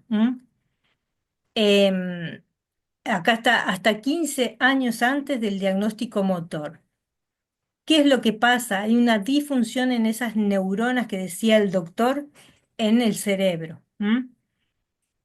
Acá puse esto que salió hace poquito en las noticias, que el grupo argentino ¿cómo se llama? Del Instituto Leluar, que investigan hace años que vienen haciendo investigación del ritmo circadiano de las moscas, Es muy interesante toda la investigación que hacen y hace años que lo vienen haciendo. Bueno, ¿qué demostró este grupo con otros grupos de investigadores internacionales? Que el número y tamaño de las varicosidades, o sea, unas pelotitas ahí, digamos, que tienen los axones de las neuronas, ¿m? Van a fluctuar durante el día, van a variar, de noche son mucho menos y de día se van aumentando. Entonces, si hay una enfermedad neurodegenerativa, probablemente esto se pueda demostrar en el futuro. Esta noticia salió el otro día, no sé si la vieron, en una revista científica internacional. ¿M? Y se ha visto que esas conexiones neuronales de ese núcleo, de las moscas, o sea, estamos hablando de moscas en su núcleo supraquiasmático, digamos, esas conexiones neuronales aumentan en la mañana y disminuyen en la noche. Si hay una enfermedad neurodegenerativa como es el Huntington, probablemente todas estas cositas que estamos hablando, estas uniones entre axones y estas uniones entre neuronas están afectadas, una disfunción de esa. No solo debe haber una alteración, sino también que funciona mal y encima produce menos melatonina. Esa es la explicación de por qué la gente con Huntington muchos años antes empieza con alteraciones, o sea, la enfermedad por trastornos del ritmo circadiano. Empiezan con eso, con alteración del ritmo circadiano. ¿M? Empiezan con a dormir más tarde, a no querer ir a dormir y encima a tener problemas en el mantenimiento del sueño. Empiezan a manifestarse extrínsecamente como insomnio. A su vez, también estos pacientes en el Huntington tienen aumento de la actividad del eje hipotálamo hipoficiario suprarrenal, por lo tanto tienen niveles más altos de cortisol diurno. ¿Y qué produce niveles más altos de cortisol diurno? Que se despierten muchos antes. A eso de las 4 de la mañana empezamos a producir nuestro cortisol en sangre, a aumentar la producción de cortisol. Estos pacientes empiezan antes, entonces están durmiendo siempre más poco, un poco por melatonina y otro poco porque se secreta mayor cantidad o tienen más cortisol matutino. Esto habíamos dicho. Una cosa de los estudios que se hicieron, lo interesante es que en los Huntington, cuando se hizo las evaluaciones, obviamente se encontró que se hicieron con actimetría, con el actígrafo, dificultades para conciliar, dificultades para mantener el sueño. Esto exacerbaba los síntomas cognitivos y emocionales de la enfermedad de Parkinson, mayor depresión. Pero, ¿qué pasaba con esta gente? Prediagnóstico de la enfermedad de Huntington, había ausencia de queja subjetiva, o sea, no se quejaban. Ellos lo tomaban como algo normal, ¿eh? No se quejan de que tienes insomnio.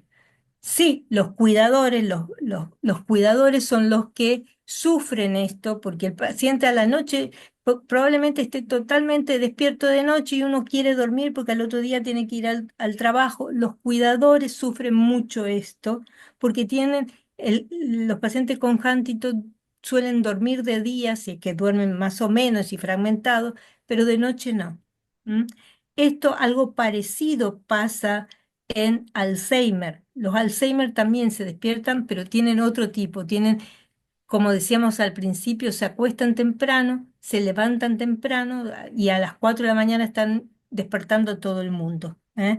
Entonces, ¿qué hizo un grupo de enfermeras para Alzheimer? No estoy hablando de Huntington porque hay muy poca experiencia, muy pocos trabajos en Huntington, pero en Alzheimer se hacen en Nueva York, hacen un grupo de enfermeras, van y los buscan a todos estos pacientes a domicilio y los sacan a hacer actividades físicas, eso a las 5 o 6 de la mañana, los llevan todo al parque y hacen sentaditos, porque obviamente son todos viejitos, actividades físicas y los exponen a la luz solar, que es el mejor tratamiento y el más gratuito que tenemos en todos los países.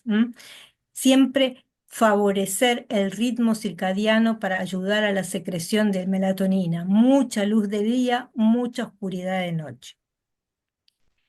Entonces, ¿cuál es la estrategia en estos pacientes? ¿Qué podemos o cómo podemos ayudarlos?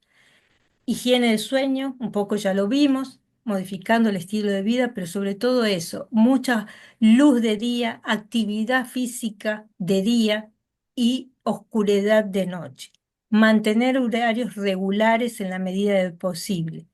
En segunda línea se puede dar hipnóticos si es un periodo breve y como antidepresivos que pueden producir insomnio, en Huntington a veces usan mianserina o mirtazapina, sería una alternativa, porque como dijimos se asocia el Huntington con muchos síntomas de depresión. Cuando estos duermen de día y de noche no duermen, obviamente la melatonina eh, es lo que damos nosotros.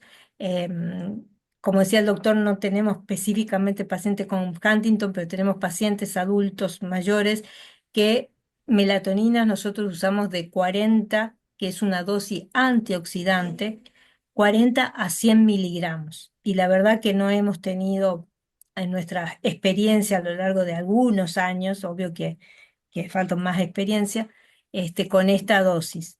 Pero y en algunas enfermedades, hoy por hoy, en autismo se usa 12 a 20 miligramos, en jóvenes y niños, se puede usar esa cantidad, y no cualquier melatonina, no, ojo con eso. O sea, en Argentina tenemos la suerte que la ANMAT supervisa las farmacias, o sea, es un medicamento bajo receta. El médico que hace la receta y la farmacia que hace la receta son responsables, digamos, de lo que se está haciendo.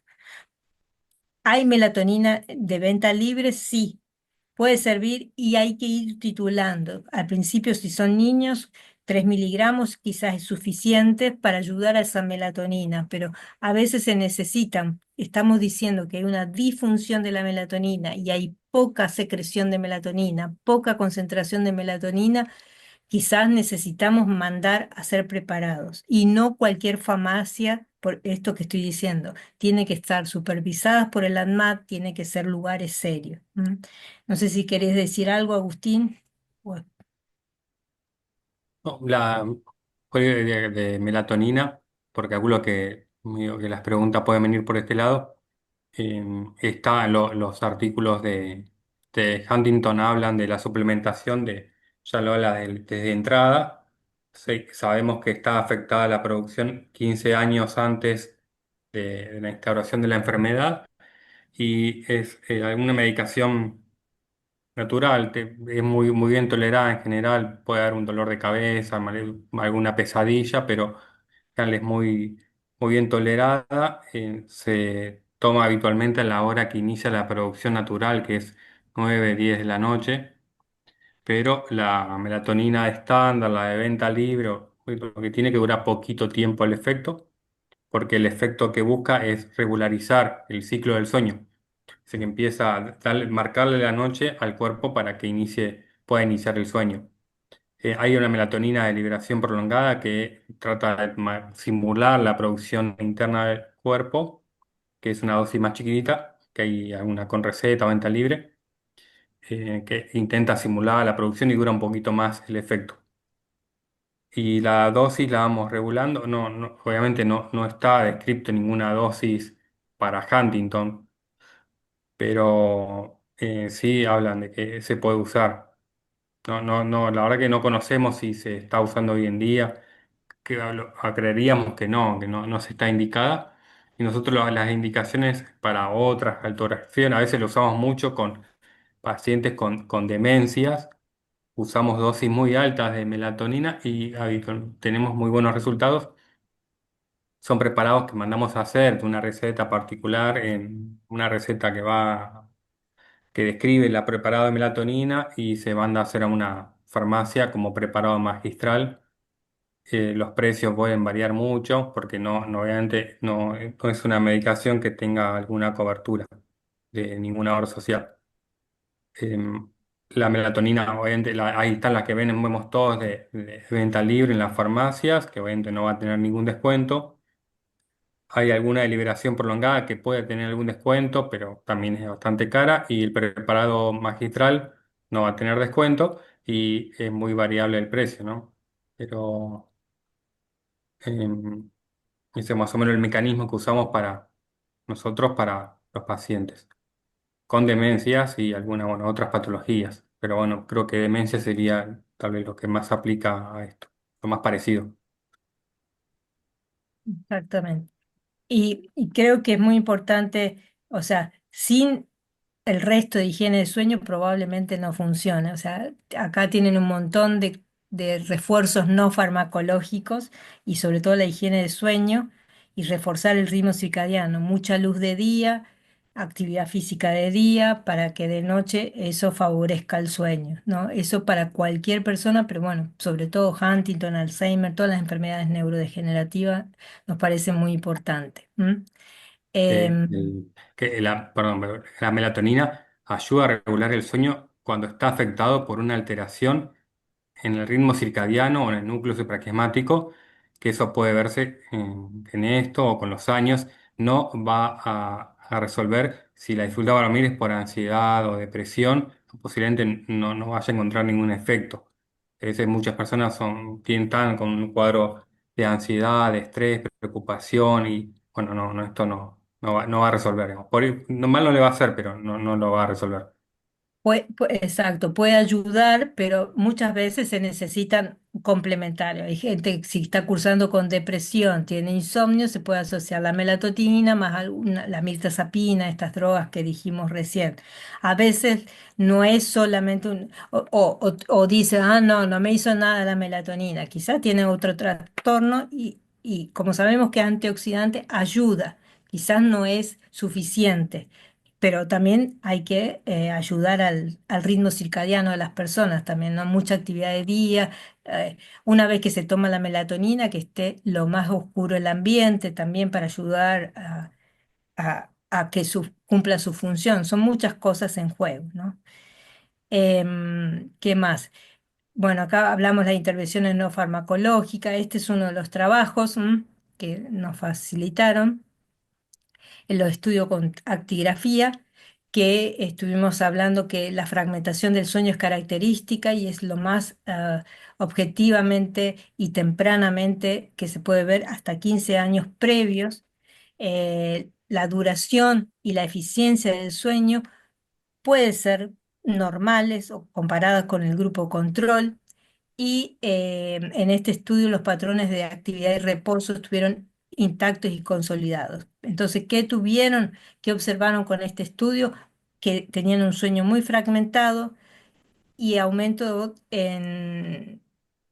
más aún, estaba más fragmentado aún cuando más cerca del diagnóstico de la enfermedad de Huntington estaba. ¿M? Que eso es esperado, que hay menor producción de melatonina, que el sueño va a ser menos eficiente, va a ser más despertares por la noche, más fragmentación, pero que eso aparecía ya años antes, pero se iba marcando con la evolución.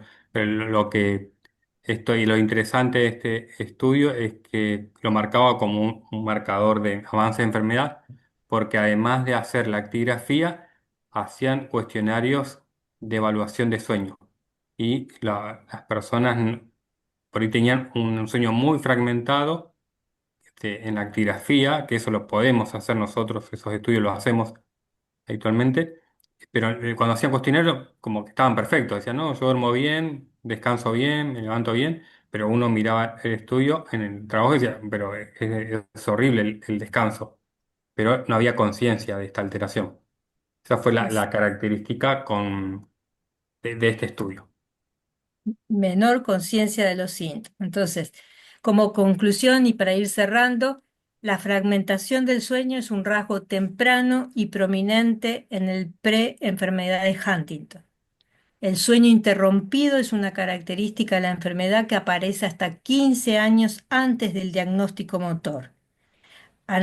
Puede alinearse con la aparición de sutiles signos motores, cognitivos y psiquiátricos. Hay una disociación entre el sueño objetivo y el subjetivo, lo que decía el doctor. No suelen quejarse de sus sueños. Uno ve que duermen muy mal 15 años antes, pero ellos no son conscientes de esto. Y la fragmentación del sueño como objetivo de intervención sería uno de los puntos más importantes. Para eso deberíamos tratar de mejorar la continuidad del sueño y eso podría mitigar los síntomas cognitivos y del estado de ánimo y posiblemente modificar la progresión de la enfermedad. Recomendamos terapia cognitivo-conductual para el insomnio, el cuidado estándar de las personas con pre-enfermedad de Huntington que experimentan dificultades del sueño y se podría obviamente ver, pero no hay estudios todavía a grandes escalas sobre el uso de melatonina en altas dosis. Eh, y bueno, muchas gracias. Bueno, doctora, muchas gracias. Doctores, muchas gracias por todos los aportes. Yo no sé si hay alguna pregunta por parte del público, si no, yo tengo dos o tres también para... Si hay alguien que, bueno, ya preguntaron sobre la melatonina, que estaba en el chat la pregunta y fue contestado. Primero quería hacer una, si me permiten, una aclaración. Que una persona, digamos, esto es el resultado del estudio, pero que una persona que está, lo que denominamos en riesgo, eh, tenga fragmentación del sueño, no es que tenga el gen de Huntington. Sí, no, Esto quiero disociar la claro, idea, sí. porque No, una persona esto, que está en riesgo, ¿sí? Sin sí, diagnóstico o confirmación genética, no significa que vaya a tener la confirmación genética del gen mutado, ¿no es cierto? Eso es claro. lo primero que quería aclarar. Y, Me parece que es importante, digamos, que también no salgan corriendo personas que están mm, en riesgo a decir, bueno, yo duermo mal y bueno, sí, ya no me hago el test genético porque sé que voy a tener la enfermedad. No, no es así. Pero, pero duermo mal, pero no se va a dar cuenta. También. claro. Y se da cuenta, ¿no? No, el sueño fragmentado que describen en este trabajo, casi son todos los pacientes que vemos nosotros. En la población general, todos los que vemos en sueño tienen eso. Todos los que Claro. vienen a la Es, consulta porque se quejan de eso, sueño es fragmentado, un, y puede ser desde apneas, por eso siempre tenemos que estudiar. Capaz que no es por Huntington, por eso hay que estudiarlos. A veces puede ser que ronque, que estén un poquito gordos y que estén roncando y teniendo apneas y eso está fragmentando. Así que hay que ver por qué uno tiene el sueño fragmentado. Y no, Ok, obviamente no quiere decir que va a tener el gen, ok, digamos. hablamos perfecto. más de un tercio de la población mundial con algunos de estos Exacto, rasgos. Es algo muy, exacto. muy frecuente. La otra pregunta que venía un poquito de la mano con la melatonina es si hay recomendaciones para la gente en general de, creo que la doctora mencionó magnesio, niveles, no sé qué tipo de magnesio y de qué otra vitamina, vitamina B12, vitamina D, vitamina C. ¿Qué, qué, ¿Qué se puede decir al respecto de coayudantes al sueño en general, no para la enfermedad de Huntington, o cómo pueden interactuar en la producción de melatonina? Ya sabemos que el paciente de Huntington va a tener un déficit, pero en líneas generales, ¿se puede colaborar o se puede contribuir con este tipo de vitaminas o complementos? Eh, to- Uno, está de moda lo del el magnesio. El magnesio no es o sea, no es que va a ayudar a producir melatonina. El magnesio lo que hace es relajar la musculatura, ¿m? Puede ayudar, pero ojo, no cualquiera necesita magnesio. Puede producir diarrea, se da de la noche, el mejor es el glicinato de magnesio, pero eh, en- como hay un boom, hasta ahora no estamos viendo lo malo. Siempre hay que hacer un dosaje para saber si le falta magnesio. Y si no tiene, si tiene un dosaje magnesio normal, lo que les decimos a los pacientes, no exagere, o sea, tome 3 veces por noche, si quiere lo toma.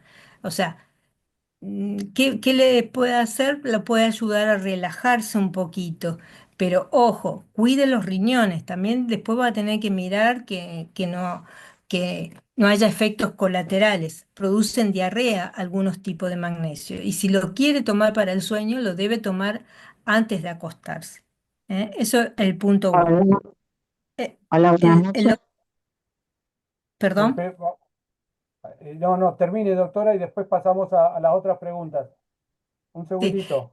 Las vitaminas siempre se toman de mañana. Si alguien quiere como eh, que lo ayude con, no sé, porque está sin fuerza, pero también si tiene, si come bien, si no es vegano, si come carne, la vitamina B tiene que estar bien. Entonces, las vitaminas todas se toman a la mañana.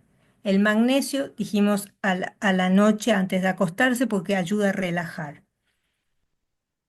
Muchas veces con comida, o sea, teniendo una buena cena, con muchas comidas con fibra y comidas con alto contenido de triptófano, pero comida, no comprarse el medicamento triptófano, todo eso más la oscuridad ayuda a producir la melatonina. ¿Qué comida? Las nueces, las almendras, las cerezas, tienen mucho triptófano y todo eso ayuda a producir melatonina. El kiwi, la banana tiene también magnesio, entonces media banana antes de dormir también va a ayudar a relajarse. Entonces, tener una buena dieta en la cena, dietas ricas en fibra, ricas en triptófano, y no comer tantas pastas, no muchos hidratos de carbono que fragmenta el sueño, y obviamente tratar de evitar el alcohol que también fragmenta el sueño. Café, té, el té negro, el té verde y todos los té hasta las 4 de la tarde aproximadamente. Nadie dice específicamente, pero eso es importante. Eh, bebidas cola, tratar de evitarla hasta las 4 de la tarde, no exagerar porque tienen cafeína y todo lo que tiene cafeína posterga el inicio de sueño. Eh, el té, si quieren tomar té de manzanilla, valeriana, tilo a la tardecita, noche, permitido, porque eso también ayuda a relajar. La valeriana mejor. Em, había otra pregunta y no me acuerdo. Eh, No, por ahora así- eran esas. Hay dos preguntas en el chat y después hay una señora que estaba por hacer una pregunta en forma verbal. Una de las preguntas em, habla en cómo separar efectos del tratamiento de la enfermedad con tetrabenazina, antipsicótico, antidepresivo, de la fisiopatología intrínseca del sueño sin sesgo por indicación.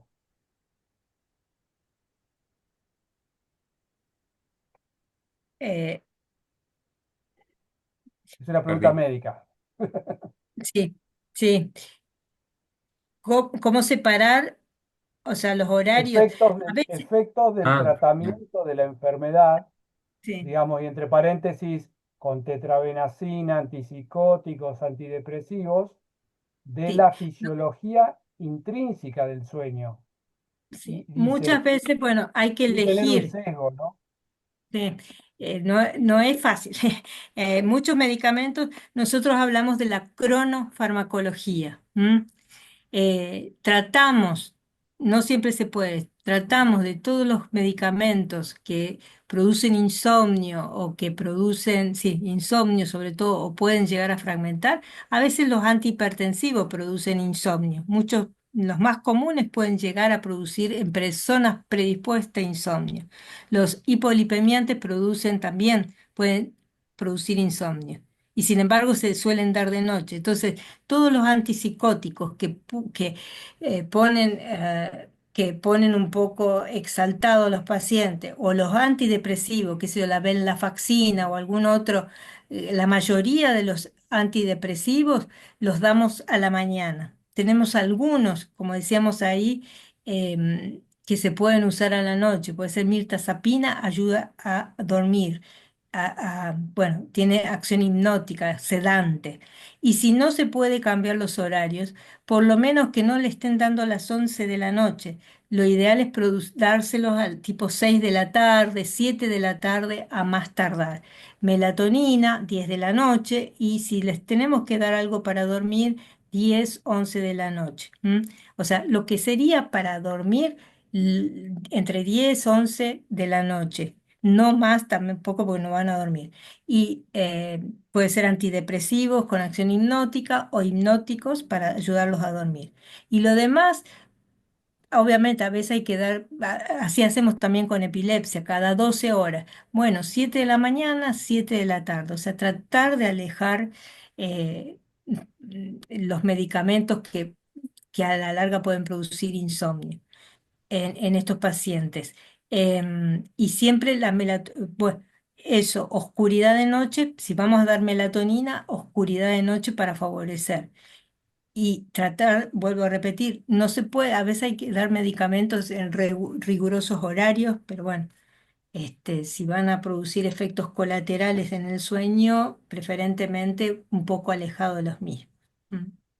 Gracias. Esta era una pregunta muy, muy médica, pero es importante también para aquellos que acompañamos a los pacientes en las entrevistas con los neurólogos, de estar atentos y hacer, digamos, no tomar examen, obviamente, a un neurólogo que tiene una trayectoria y una experiencia, pero simplemente preguntar, ¿esto no va a interferir con otro medicamento o no va a interferir? ¿No es cierto? Creo que es también, muchas veces los pacientes no pueden preguntar o en determinados estadios somos los acompañantes los que llevamos un poco los síntomas de los pacientes, ¿no?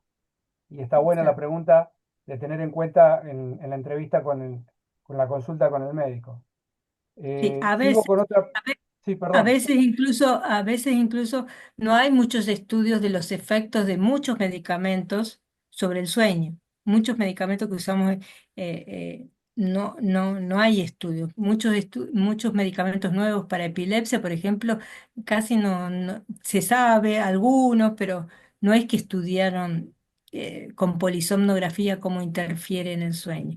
En Parkinson, por ejemplo, los Parkinson muchas veces se levantan mucho a orinar, entonces, y están deprimidos, son gente deprimida, entonces a veces le damos mínimas dosis de un medicamento que se llama amitriptilina antes de dormir y la levodopa, en vez de darle antes de la cena, se la damos a esa dosis en el momento de acostarse también. O sea, también saber un poco de la cronofarmacología puede ayudar a estos pacientes. Empujamos la última dosis de levodopa antes de dormir. En algunos pacientes que tienen Parkinson y trastorno de sueño, no todos van a necesitar eso. ¿M? Siempre Bueno, muchas. artesanal todo, no hay Exacto. no hay algo, sí son los medicamentos clásicos, están, pero después el ajuste artesanal, hay veces que algún antidepresivo a alguno le hace, a la tetrabenazina a uno le va a dar sedación, a otro le va a dar insomnio, bueno, siempre hay, si bien hay algunos conceptos básicos, después se va ajustando. Y en medicina del sueño siempre titular, o sea, siempre empezamos de a poquito para ir viendo el efecto. Nunca un comprimido de mucha cantidad enseguida, vamos viendo de a poco. Es muy artesanal lo nuestro y para retirarlo tratamos de hacerlo también despacito, a menos que de entrada le haya hecho un efecto colateral indeseable, ¿no? Pero siempre titular al paciente. ¿Eh? Ok, gracias, doctora. Después hay otra pregunta que entiendo que debe ser un poco relacionada, obviamente, con el trastorno de sueño. Dice, si, buenas noches, este tipo de patología se puede ver en una resonancia magnética. No. Entiendo que la disfunción de la afectación del núcleo que ustedes mencionaron, entiendo que apunta a eso la pregunta. No se puede, no se llega a ver en una resonancia. Lo más parecido para estudiar alteración del ritmo circadiano del sueño es la actigrafía que han mencionado. No hay en Argentina para medir melatonina, por ejemplo. Hacer una curva de producción de melatonina no está disponible en la Argentina. Lo más parecido es una actigrafía para evaluar cómo es los parámetros de sueño. Pero estructuralmente no se puede ver en una resonancia.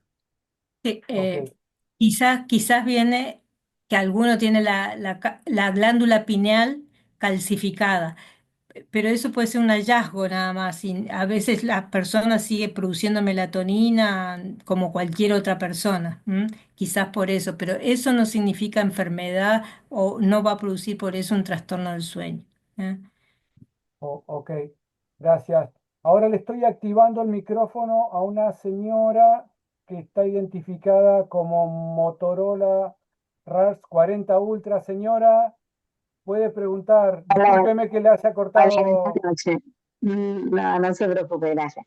Buenas noches. Yo quería hacer una consulta. Yo soy mamá de un chico con Huntington, con ya diagnóstico, pero con síntomas motores muy leves en la enfermedad. En esta ocasión me ha tocado, pero nos estamos mudando, me ha tocado dormir juntos, nos ha tocado dormir juntos. Él es un chico que hace su vida normal, no toma medicamentos, nada, porque tiene unos síntomas muy leves.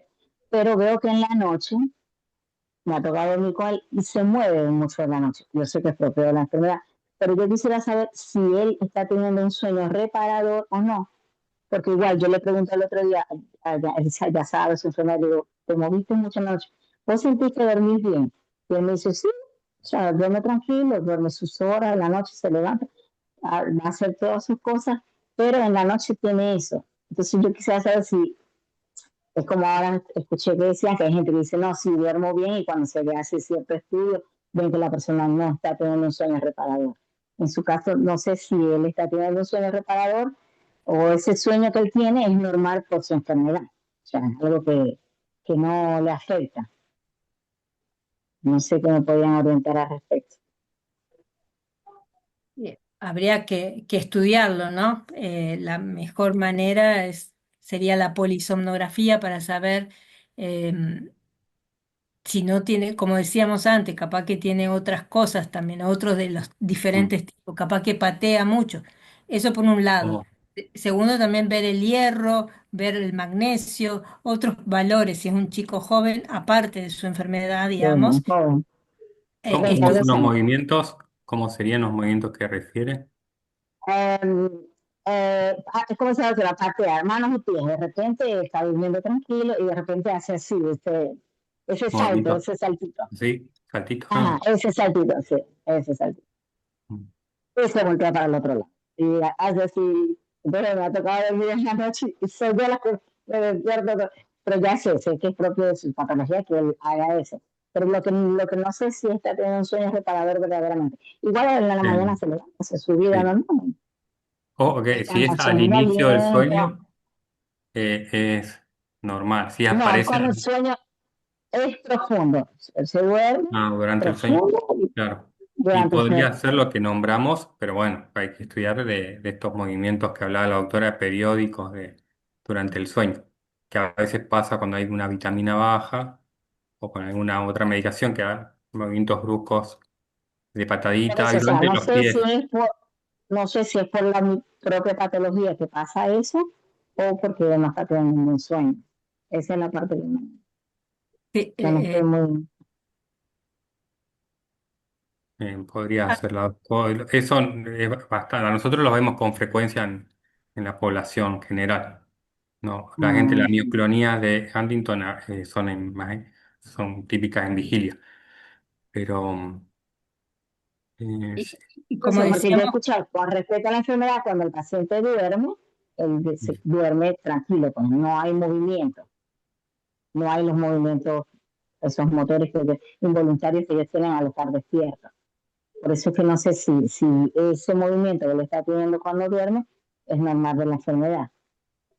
Porque de hay, verdad hay, que hay que no tengo otra referencia.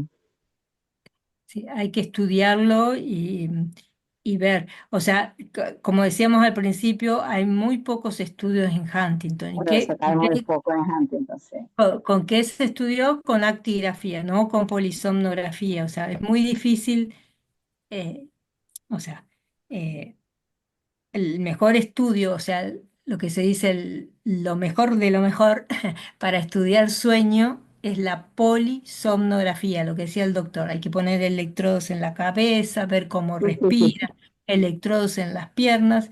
Entonces, eso sería lo mejor. El actígrafo ve ritmos y, o sea, y tiempo de actividad y de reposo. que también la tienen alterado ellos. Pero bueno, en este caso que específicamente está comentando, eh, yo creo que necesita estudiarse las piernas, estudiar los brazos, filmar, a ver si no, y ver la actividad cerebral también en ese momento. Pero son pocos los casos que, es todo un campo de investigación que Sí. ojalá se pueda hacer algún día, pero hasta ahora la verdad que hay pocos. ¿M? Bueno, Y muchas gracias a, por la a veces, información.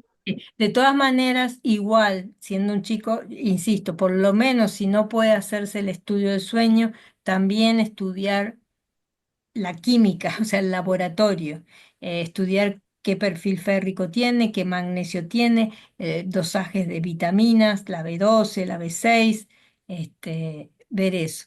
Esto de los movimientos que hablamos en la población mundial es muy frecuente, sacudida, sueño inquieto.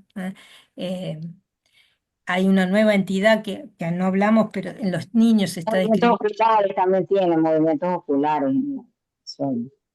Parece que está despierto y está dormido. A veces los movimientos oculares puede ser un REM. ¿M? O sea, usted ve debajo de los párpados que se mueven los ojitos. Sí, sí. Bueno, eso puede ser un sueño REM. ¿M? Eso es un sueño REM. Si él está dormido y se mueven los ojos, eso es el Ujú. típico sueño REM. ¿M? Es donde más Bueno, soñamos, eso también. donde más soñamos. Tampoco, una vez teníamos con otro colega la intención de hacer qué sueñan estos chicos, o sea, estas personas. No hay muchos trabajos de qué tipo de, si sueñan mucho, si tienen pesadillas. Es todo un campo que, bueno, como investigadores a los doctores nos gusta, porque sabemos poco. Ojalá podamos ayudar un poco Bueno, si más. lo pueden, si hay alguna oportunidad de hacerlo en estudio, gracias a Dios que le está muy abierto a todas esas cosas. Mm. Bueno, bueno, cómo no. Así que, bueno, Bueno, muchas gracias por su tiempo. No, por favor. Gracias. Gracias no a sé si usted. hay alguna otra pregunta. Yo tengo la última, doctores. ¿Hay un gen del sueño? Hay genes, sí, que rehusan, hace poco fueron descritos, hay genes que regulan el sueño y los ritmos circadianos. Eh, sí, Casi ah, eh, el ritmo circadiano, hay otros para el síndrome de piernas inquietas, no específico. Hay para narcolepsia, hay para, para todo. Lo del ritmo circadiano es lo que, sí, sí. son genes muy primitivos en la evolución. No es que por haber una mutación va a haber una patología de sueño, ¿no? Ok. Son genes que están siempre conservados y regulan esto, el ritmo del sueño, de las células, la actividad de las células, del día a la noche. Y otra pregunta que no está relacionada con los genes. eh, Cuando las personas viven en extremos, por ejemplo, polares, usted que tuvo campañas antárticas, eh, Mm. se, se complica más el ciclo circadiano en el caso de un paciente afectado por Huntington, me imagino, por Sí, la cantidad y podría haber una de periodos analogía. de luz y Mm. de oscuridad que tienen las distintas estaciones. Sí, claro, en las regiones polares, como la Antártida y Argentina, hay bases que tienen oscuridad durante meses y eso altera los ritmos circadianos. Puntualmente el sueño tiene un retraso en el inicio, alrededor de 60, 90 minutos, y el sueño es de menor calidad y muchas veces incrementa la cantidad de siestas. Es bastante parecido a lo que leímos de Huntington en cuanto a las consecuencias. La causa es distinta. En la Antártida es falta de exposición al sincronizador ambiental que es la luz solar. En Huntington es una alteración degenerativa del núcleo supraquiasmático. Pero el efecto es similar. Hay un retraso en el inicio del sueño, un sueño menos eficiente. No leí nada de siestas en Huntington, pero es esperable que pueda aumentar la cantidad de siestas, porque se produce como se van como fusionando la vigilia y la noche. Así como que la vigilia, la noche el sueño es más parecido a la vigilia y la vigilia es más parecido al sueño, como que se empiezan a juntar. Así que es esperable que también tengan siestas más largas y sueño más ligero de noche. En Huntington es esperable que pase lo mismo, no lo leí. O sea que si superponemos pacientes de Huntington cerca de los círculos polares, Ah, puede ser que sea más complicado todavía, ¿no? sería más complicado. Sí, por eso la doctora, como le decía, es importante eh, hacer higiene de sueño que implica exponerse a la luz solar apenas uno se levanta. Eso es un marcador fuerte para regular el ritmo del sueño. Apenas se levanta, a la misma hora, idealmente a la misma hora todos los días, levantarse, la luz del sol, que no es lo mismo que la luz fuerte que tengamos en la casa, que nunca va a llegar a alcanzar la cantidad de luminosidad que se necesita para regular el sueño. Y ser abrir la persiana al balconcito o lo que más tenga de luz. Eso ayuda a ordenar el sueño. Y de noche oscuridad, ¿no? Evitar las pantallas, todo lo que ya sabemos. Ok. Bueno, muchísimas gracias por vuestros aportes, por vuestro tiempo. No sé si surgió alguna pregunta en estos momentos, ¿no? Cristina, Mariela, si quieren ustedes eh, cerrar, despedir. No, agradecerles a los doctores toda la charla Un y bueno, gusto. y encontrar a veces las respuestas a por qué pasa lo que pasa durante el sueño. Mm.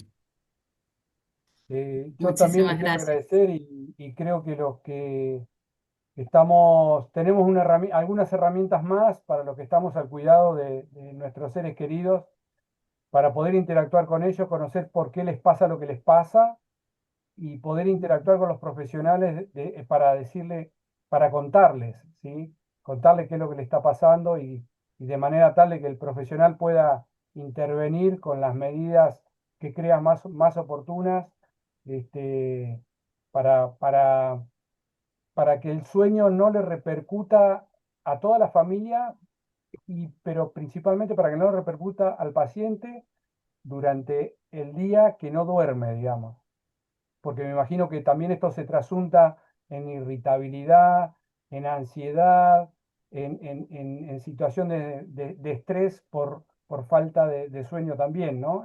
Como nos pasa a todos. El paciente Huntington entra en la mecánica que entramos todos cuando no dormimos, me imagino, con todas las particularidades del caso, ¿no? Así que bueno. Ujú. Yo les agradezco inmensamente, doctora y doctor, por haberse animado y dispensado todo este tiempo para la comunidad. Bueno, gracias a ustedes por todo. Gracias, muchas gracias. Muchas Bueno, gracias. ¿Puedo poner algo más? Doctora, cuando usted empezó la charla dijo que no estaban los mails. Cualquier consulta le podemos hacer alguna consulta por email, Eh, ¿sí? Sí, Sí, ¿dónde se puede escribir? O querés Creo, decir, creo que hay en el chat, sí, así, eh, a ver, hay Ahí, un chat acá. sí. bueno, les eh, paso ahora, yo no paso acá. a no ver. sé si son los mails que estaban en los currículum, están activos. Sí, Ah, perfecto, ahí ya quedó en el chat, así que cuando esté la charla grabada va a quedar les paso ahí en el el- chat el mail de la doctora. Ujú. Buenísimo. Gracias. Gracias a ustedes. Bueno, muchas gracias. Nos Bueno, estamos viendo. Terminó entonces la presentación del día de hoy. Gracias a todos los que pudieron participar. Gracias. gracias, chao. Gracias. Chao, hasta luego. Hasta luego. Buen fin de semana.